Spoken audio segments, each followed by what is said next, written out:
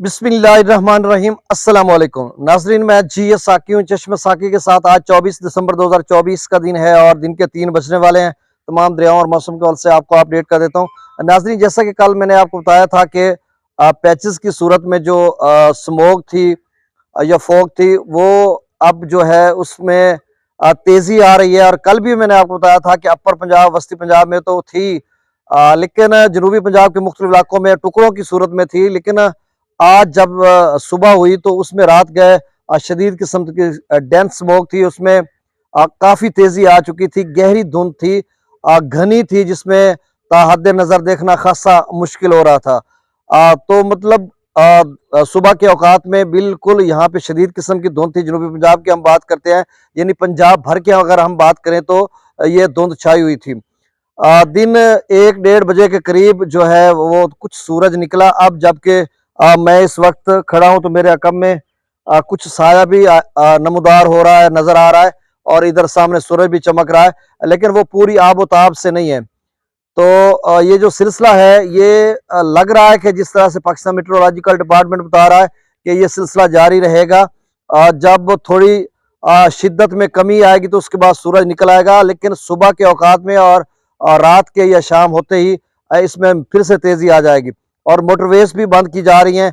आज जिस तरह से शदीद किस्म की सुबह धुंध थी, और ये अमल जो है ये 30 दिसंबर तक तो वो बता रहे हैं और उसके बाद भी जारी रहेगा। कल मैंने आपको बताया था कि जनवरी का महीना गुज़श्ता साल मुकम्मल धुंध रही थी और सूरज शायद ही किसी दिन निकला हो, और अब फिर से वही सूरत हाल बन रही है। और आज सुबह जिस तरह से शदीद किस्म की धुंध रही है और 4-5 घंटे उसका असर रहा, और उसके बाद अब जो है कुछ सूरज निकला हुआ है। हो सकता है कल इसमें मजीद शिद्दत देखने को मिले। तो ये जो धुंध का सिलसिला है फिर से आ चुका है, और बारिश जो है वो बिल्कुल खत्म हो चुकी है। कोई बारिश का फिलहाल किसी किस्म का कोई इम्कान नहीं। आगे सिर्फ शदीद सर्द मौसम होगा, कोहरा पड़ सकता है, या कोहर पड़ सकता है, या बर्फबारी पहाड़ों में कुछ हो सकती है, और बाकी जो धुंध है वो मैदानी इलाकों में छाई रहेगी। अब जो पंजाब भर के मुख्तलिफ इलाकों में, खासकर मैदानी इलाकों में, ये शदीद किस्म की धुंध रहेगी, गहरी घनी रहेगी।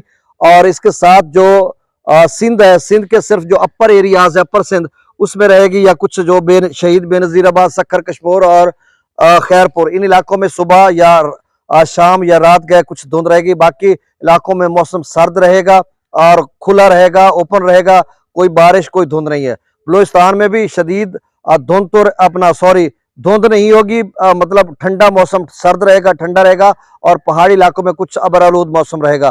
खैबर पख्तूनख्वा की बात करते हैं तो अपर एरियाज में कुछ बर्फबारी भी होगी, बारिश भी होगी कुछ चंद एक मकामात पर। बाकी जो है मौसम जो है वो शदीद किस्म का सर्द ठंडा रहेगा। जबकि मैदानी इलाके जैसे डेरा इस्माइल खां, डवीन वगैरह या दीगर मुल्का इलाके हैं, उनमें सुबह और शाम के औकात में धुंध रहेगी। तो कुल मिलाकर हम कह सकते हैं जो धुंध का एक पूरा प्रेशर है जो इस वक्त चारों सूबों में है, खासकर सिंध के अपर एरियाज में, पंजाब भर में, और खैबर पख्तूनख्वा के ज़ेरी इलाकों में।